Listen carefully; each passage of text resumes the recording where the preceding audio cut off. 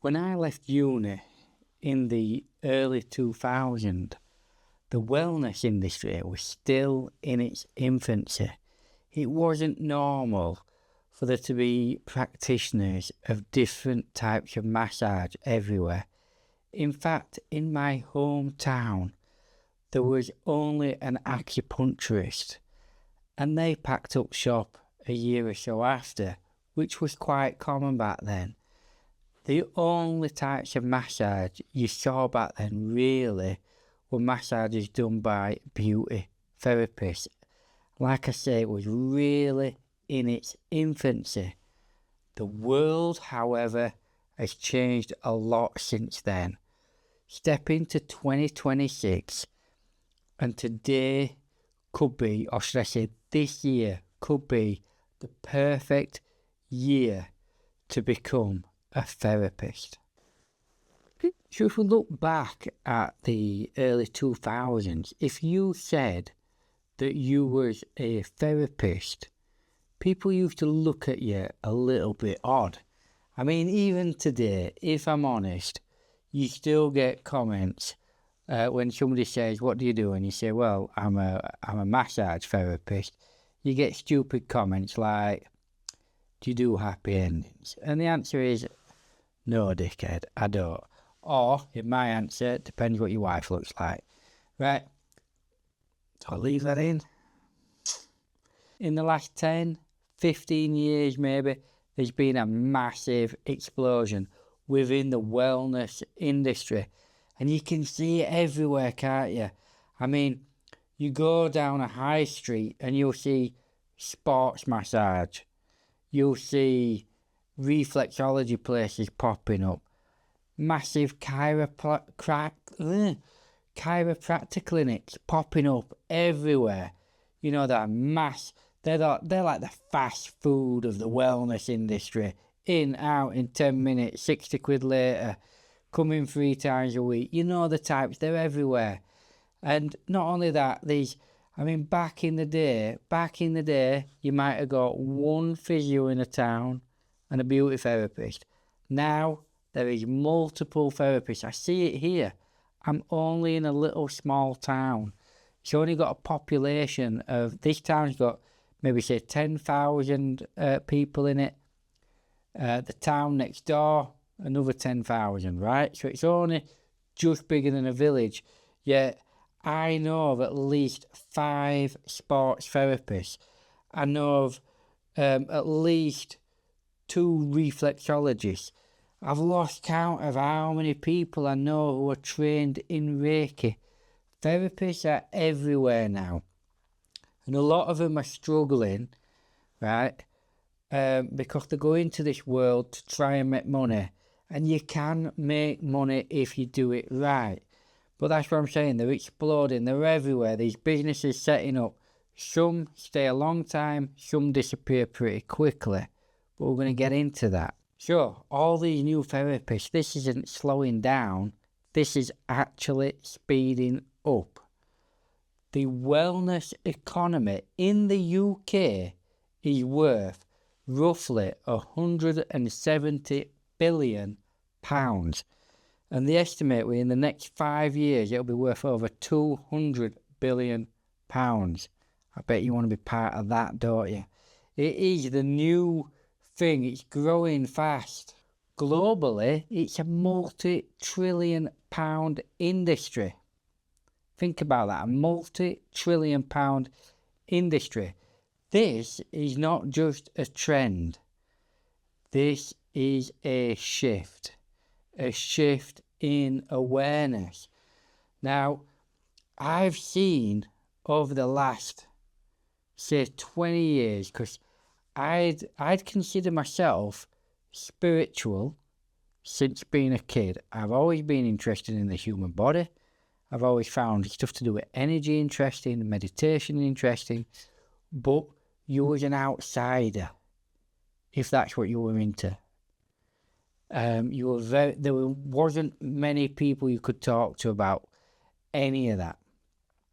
Likewise, there wasn't much information neither. If you wanted to know more about meditation, or you wanted to know about a particular spiritual path, you had to go down the library and find a book on that particular interest. And you might not even find it in the library that's in your town. You might have to go to the big cities to find the information you're looking for. However, there's a massive shift, and I think it's partly down to social media. Now, you'll be amazed at how many people are having, let's call them awakenings, where they're becoming a little bit more spiritual. Suddenly they get to a certain time in life. Now I'm talking, it's usually women, and it's usually women around the age of 40, and suddenly they're having a spiritual awakening, if you like. They suddenly are interested in nature. They suddenly are interested in spending time with trees, or maybe they're even watching the moon calendars. So in effect, there is more pagans now, I reckon, than probably any other time in history.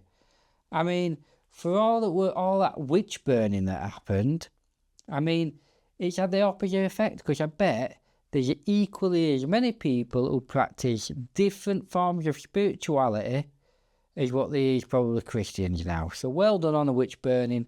It just didn't work. People will always be drawn back to nature.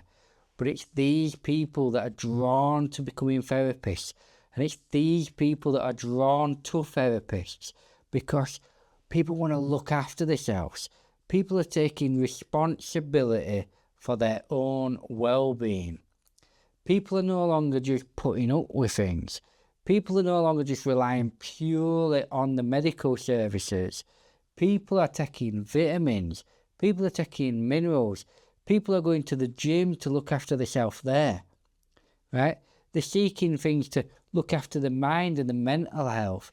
So they're naturally drawn to therapists. Now, whether that's to look after the physical aspect, the energetic, the emotional, or even the spiritual, people are going to different kinds of therapists.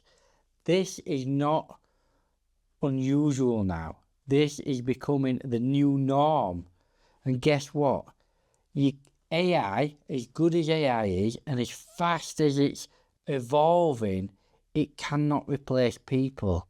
It cannot replace that human connection between you and a therapist, between you and a body worker, between you and anybody who does any kind of healing or massage or spiritual work.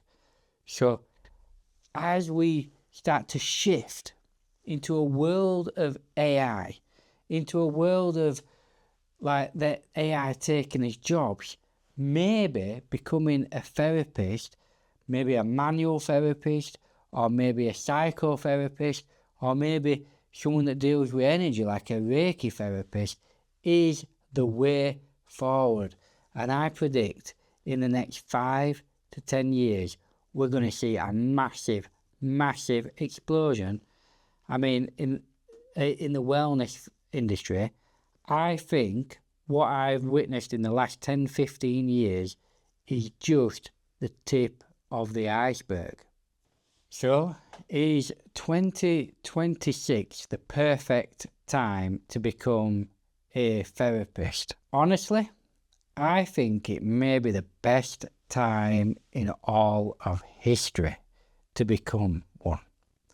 You're going to get in there. You're going to be one of them early adopters before there's a massive shift when people don't know what job to do and they all rush off to become therapists.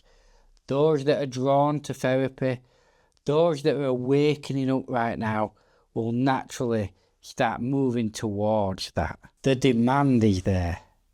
The awareness is now there. People want therapists. The industry is there. What we need now is we need grounded, caring empaths that care about the person in front of them. We need people that care for humanity, for people that love to connect with other people just like I do. That's what we need right now.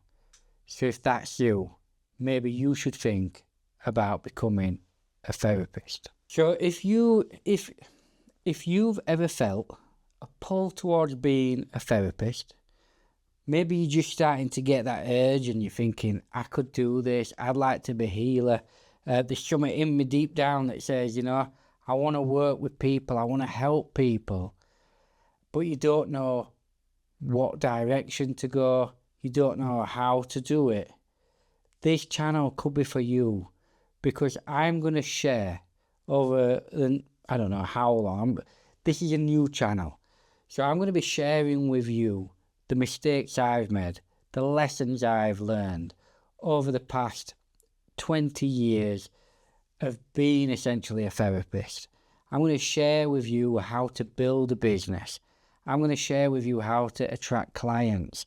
I'm going to share with you the pitfalls. You're going to learn from my stories, from what's gone on with me and my clinic.